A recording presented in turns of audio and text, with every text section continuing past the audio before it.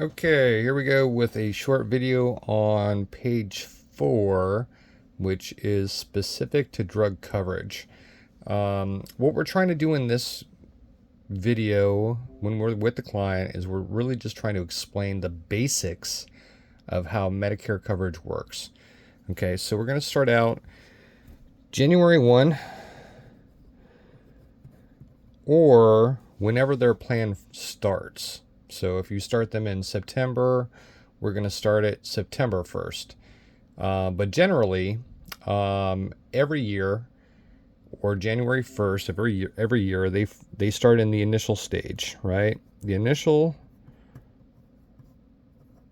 stage starts at 0, which means that they have not spent any money yet.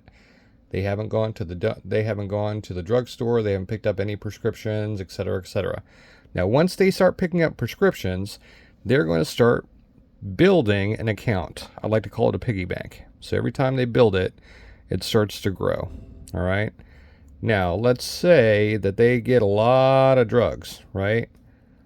Once they reach this point, which is going to be a retail cost of $5,030. Let me write that out better. $5,030. Then they're going to change into the next stage. So that $5,030 does not represent what they pay out of their pocket. It's not their copays. It's not their deductibles.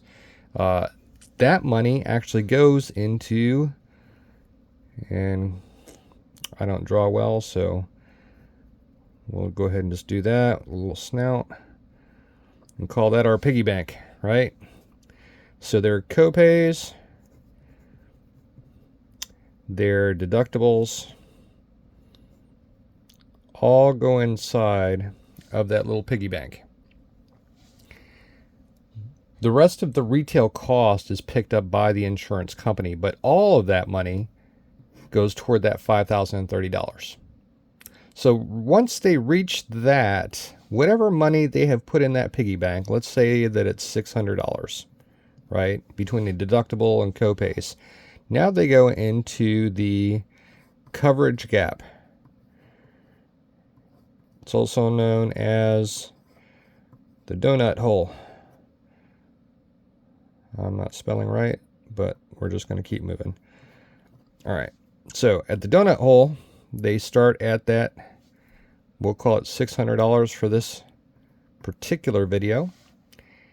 And they're going to stay in this until a certain dollar amount.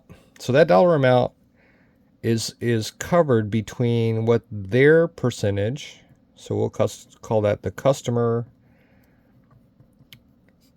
percent, which is approximately 25%, and the manufacturer's percentage, which is going to be the other 75-ish%. Now these change year to year, so I'm giving you kind of rounded numbers. But in the coverage gap, there's no longer copays or co-insurances. What they're paying is a percentage of the cost of their medicines. So where in stage 1 they may have paid $10 or let's say $50 for a prescription, now they're going to pay a percentage, which is going to increase their cost. So if their medicine cost $400 and they only paid a $10 copay, now they're paying 25% of $400, which is $100. Big difference. And that's why a lot of people like to stay out of the gap.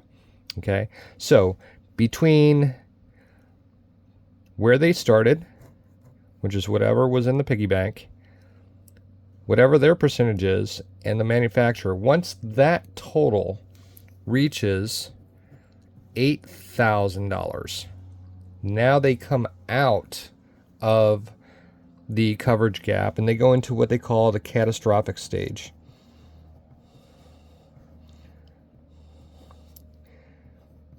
At that stage,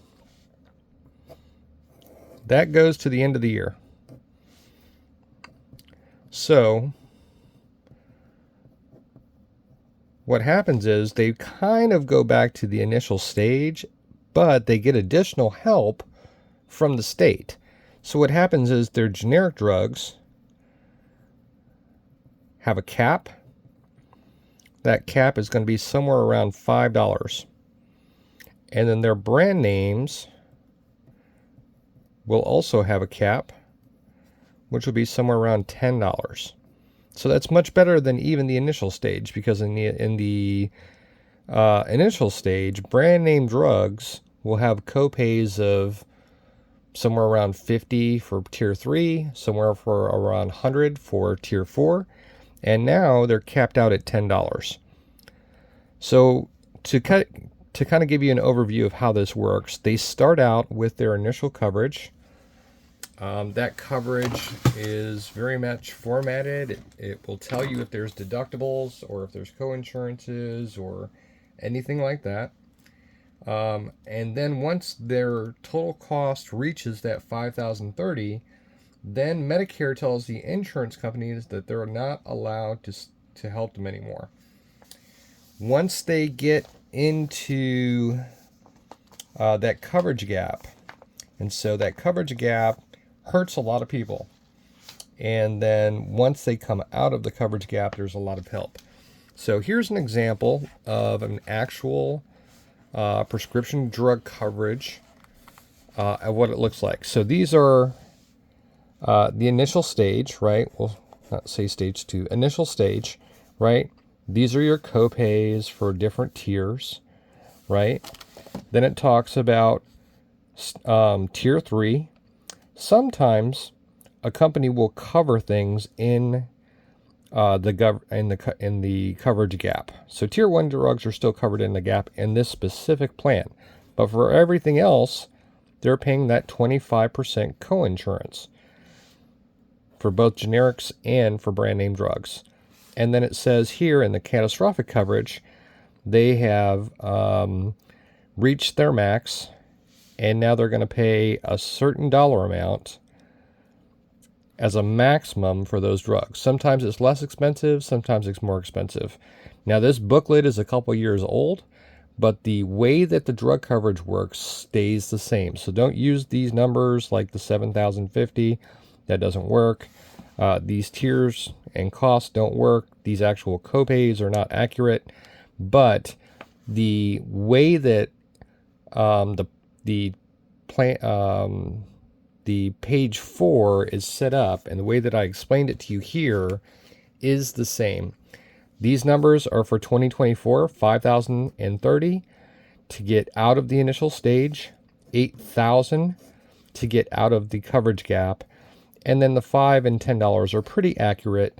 It might be off by a few cents, maybe even by $1, but this is how page 4 is explained to the client. And really what you want them to know at the end of the day is that they have different stages inside of their coverage. What they have is they have an initial stage. So we'll call stage 1 is going to be your copay stage. That may have deductibles, and those deductibles are probably going to be for brand names. They're going to have a second stage, which is a gap. It's often referred to as a donut hole, where they're going to pay a percentage of the cost of their drugs. And then in stage 3, they're going to go into the catastrophic stage. And in that stage, they're going to get STAGE. They're going to get some relief. This right here is what we want them to understand when we're explaining page 4. Now we have the page 4 printout that is available for you inside of the LBA website under resources. You can print that out. It's much prettier than what I just did here, but this is a short video to help you understand how these stages work. Hopefully this helps. Have a great AEP.